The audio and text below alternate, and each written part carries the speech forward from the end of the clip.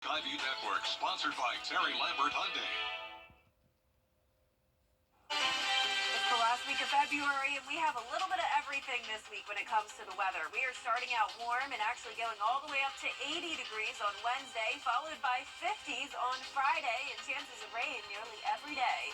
I'll have all those details coming up. Right now on News Channel 6 at 4, Governor Brian Kemp speaking out about a student killed at the University of Georgia. What he has to say about a tragedy that shook a college town.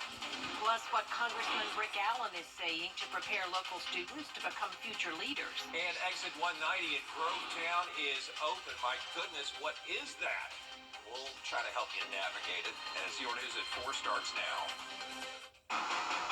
Live from Television Park, this is WJBF News Channel 6 at 4.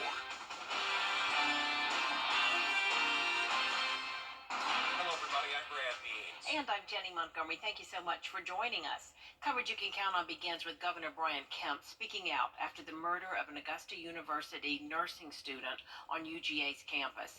26-year-old Jose Ibarra of Venezuela is charged in the death of 22-year-old Laken Riley. According to U.S. Customs and Border Protection, Ibarra entered the country illegally 2 years ago near El Paso, Texas, and is not currently a U.S. citizen. On Thursday, Riley was found dead near UGA's intramural field. She had been out for a run. Police have called her murder a, quote, crime of opportunity for the suspect, and that the two did not know each other. This morning, Governor Brian Kemp addressed this case in Athens at the city's Chamber of Commerce meeting. First of all, they're devastated. I mean, they are heartbroken, and Marty and I both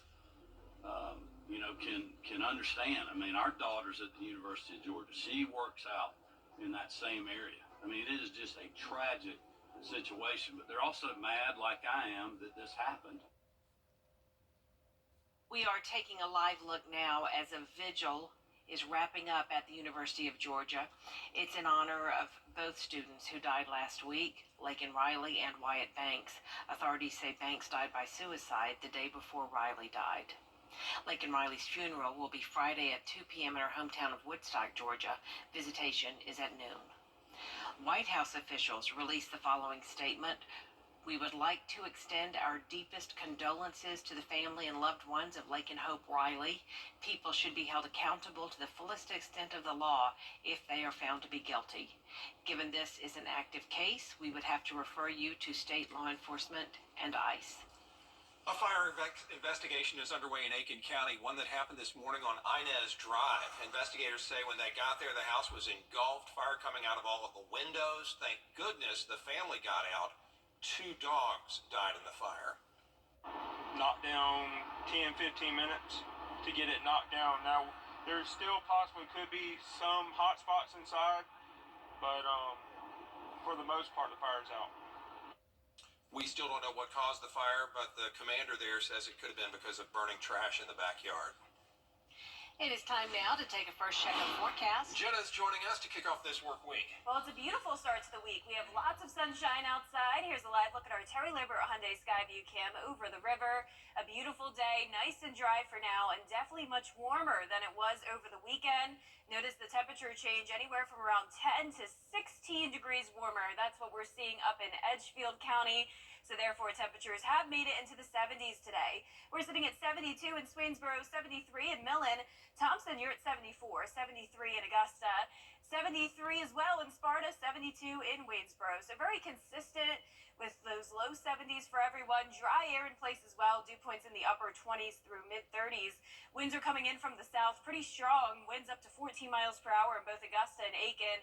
Those wind gusts up to around 25 miles per hour. So not very good conditions to be burning outside in. Keep in mind those fires could spread very rapidly with these gusty winds and dry air. High pressure in control. We just have these clouds to our north and west. We'll start to see more cloud cover tonight into our Tuesday.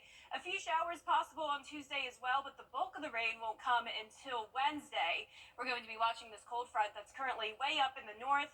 That'll bring us those range showers on Wednesday evening, and then eventually that'll be followed by a cool down. But in the meantime, tonight it's going to be looking good. Upper 60s by 6 p.m. Mostly clear conditions with that southerly breeze. And over the next few days, we will continue to stay breezy. Rain on Wednesday and then a cooler end to the week, dropping all the way down into the 50s by Friday. I'll have all the details on that coming up shortly, but back to you, Brad. Jenna, thanks. Exit 190 off of I-20 is open once again with a brand new way of getting people where they need to go. Many people say it is not as scary as it looks. Hannah Latier joining us live from Lewiston Road in Grovetown to show us how to navigate a diverging diamond interchange. Hannah. Guys, although construction on the interchange was postponed several times, crews finished up early yesterday afternoon, allowing drivers to test out the new design. Traffic on the right side of the road crosses over to the left and vice versa. This allows drivers to turn left on and off the interstate ramps without having to go against traffic. County engineers stressing that as long as you stay in your lane and pay attention to traffic lights, it'll do all the work for you. Some drivers we spoke to are loving the new addition. Others are a little apprehensive. I really liked it.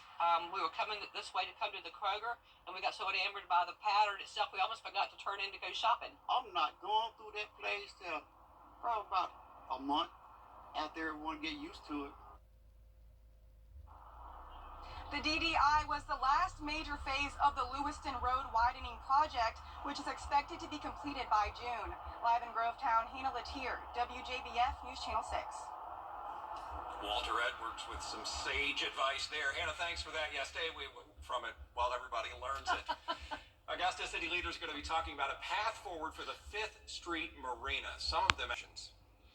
Congressman Rick Allen making a stop in Columbia County today to speak to students and teachers. It's part of the 2024 Youth Leadership Summit. The event brings students, faculty, and staff together to talk about the meaning of leadership. Allen says some of the district's top students got to hear success stories from Georgians who represent the 12th district. There have been great questions. They are very keyed in on this.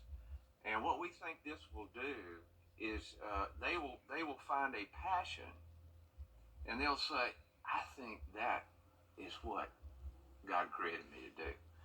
And when you figure that out, just get out of your way. The Youth Leadership Summit takes place every 2 years. Have you ever thought about the anxiety a medical diagnosis can create? Studies show incorporating mental health services soon after a diagnosis can improve a patient's outcome. One Augusta group is working to address the need. On the Next Jenny Show, we'll talk with a psychologist and the CEO of Integrated Psych Solutions. The program takes a proactive approach to get help for any mental health issues, from stress and anxiety to something more. Folks that are trying to do this across the country, we talk about that, rip the Band-Aid off of this issue. We're a company that's growing to meet the dynamics of that.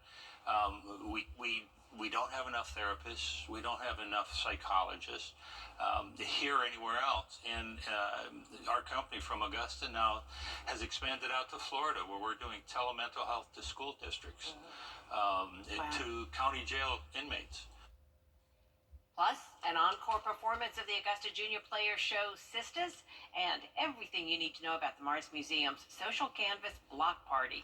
It is very popular and it's free. All that's coming up tomorrow at 12:30 on Jenny. Up next on this broadcast, Wake Forest basketball making headlines for a big upset win over number 8 Duke over the weekend.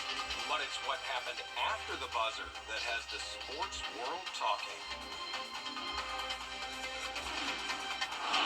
And a temperature roller coaster this week. We are warming up all the way to 80 degrees on Wednesday, followed by 60 on Thursday, and then some 50s on Friday. I'll have all those details and a look at the rain chances coming up shortly.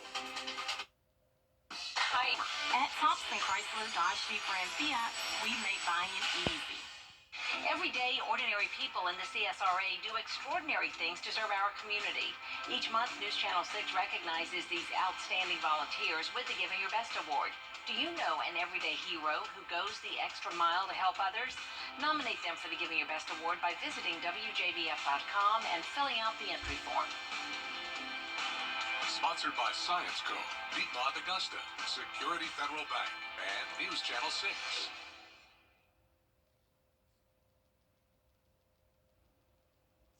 Concerns are being raised over a college sport tradition. Yeah, this after a student athlete got injured when fans from the opposing team stormed the court. Rena Roy reports. This video showing Wake Forest fans storming the basketball court over the weekend after upsetting the 8th-ranked Duke Blue Devils. Now sparking debate about the tradition. In the middle of it all, Duke star Kyle Filipowski colliding with several Wake Forest fans, injuring his knee as he falls to the ground. After the game, Filipowski tweeting, "This gotta change." Freshman guard Caleb Foster also hurt. Now their coach John Shire speaking out, saying Filipowski is still a little sore, and Foster is waiting on results from imaging for his injury. Shire calling for change. The ACC needs to do something. There has to be something done to protect our guys, to protect not just our guys, but any team that's in that situation. Shire hoping to see increased security, ropes, and disciplinary measures to help protect players or a ban altogether. We shouldn't wait until next year. Something should be done right now. This is not only foreseeable, it's inevitable. And we've had significant injuries over this in the past, to fans especially, and nothing really changes. And just last month, Iowa star Caitlin Clark collided with an Ohio State fan rushing the floor. She was helped off the court by security. In recent years, some conferences have begun fining schools upwards of $100,000 if fans rush the court. Rena Roy, ABC News, New York. Now, the SEC has already tried to do something about it. Last week, LSU had to pay Kentucky $100,000 for storming the court. The fine for a second offense is $250,000. A third offense is $500,000. We'll be right back. I'm attorney Jamie too.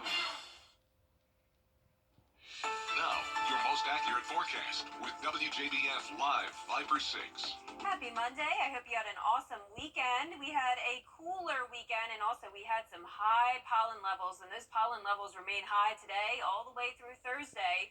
So if you've been feeling sick, some symptoms, and maybe from the pollen, and then as we go into Friday, luckily those levels will start to get a bit lower. But we also, on top of the pollen, have some hazy skies still. You probably have noticed that over the last couple of weeks now. We continue to see controlled burns all across the two-state. But right now on our Terry Lambert Hyundai Skyview cam at Doctor's Hospital, it's a beautiful sunny day other than that slight haze. Warm as well. 73 with a southerly wind of 14 miles per hour. Dew points are low in the upper 20s. And around the CSRA, very consistent temperatures, anywhere from, say, 72 to 74 degrees. And tomorrow we will get even warmer. So we have this ridge of high pressure over the region, a little bit of cloud cover following that ridge, and some showers up to the north of us. We will stay dry the rest of tonight, but we are tracking some rain in our future. That will be first due to this cold front that'll move through on Wednesday. Right now, all the way up, well up to towards the northwest, but eventually we'll be watching that. But in the meantime, we are going to continue to see this ridging of high pressure warming us up today all the way through Wednesday. And actually, we'll be getting all the way to the 80-degree mark.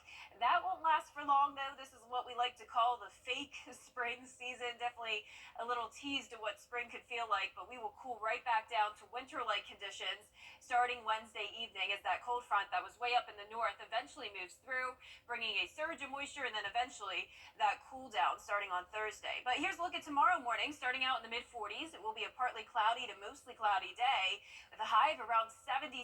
Now, the temperatures are super up and down all this week. As I mentioned, we'll make it to 80, but then a 20-degree drop-off to 60 on Thursday. And then Friday, even into the upper 50s. Those temperatures will rebound very quickly, though, all the way back to the 70-degree mark on Sunday. On top of all of that, winds are also very breezy. Today's a breezy day, and those winds will increase, especially on Wednesday as that cold front moves through, giving it a 40% chance of rain on Wednesday. Isolated showers are possible tomorrow and then again on Thursday, but Friday will definitely be our best chance of rain. So let's break it all down here. Tonight at 6 o'clock, still staying clear. Clouds move in overnight. And as I mentioned, a few showers possible on Tuesday, though I do think this Futurecast model is very overdone. We have a lot of dry air in place to help limit that rain, but it's going to be this cold front where we'll watch. This will move through on Wednesday, and you can see some heavier downpours possible around Wednesday at 6 p.m. And then as we jump ahead to Friday, we'll have a warm front develop, and this will bring more scattered showers and actually develop a wedge setup, and that's why we'll have the cooler temperatures on Friday as well. But back to tonight, a cool night, upper 40s to around 50 degrees, highs tomorrow in the mid-70s. In that 10-day forecast showing the warm temperatures for now, then cooling down starting on Thursday, all the way down into the 50s on Friday, and then over the weekend, anywhere from the mid-60s to low 70s, continuing to see those chances of rain all the way through next week. Thank you, Jen. I appreciate that. Coming up, taking his job seriously. Very seriously, why a North Carolina preschooler is drawing followers. Teeth are amazing. A very young basketball coach out of North Carolina has become a viral sensation. Every day is game day, baby. That is Christopher Best. His dad is the head coach at a high school in Tarboro. Christopher's often spotted walking up and down the sidelines during practice and at games. Players and officiating crews respect him, but his love for basketball continues at home, where his dad says Chris sits in front of the TV with a coaching board and draws X's and O's. He's got the mannerisms down big time. He really does. He likes that mic, too. He does. Well, there's more coverage you can count on coming up at 4:30. Including how the GOP candidates for president are moving forward after South Carolina's primary. Stay with us.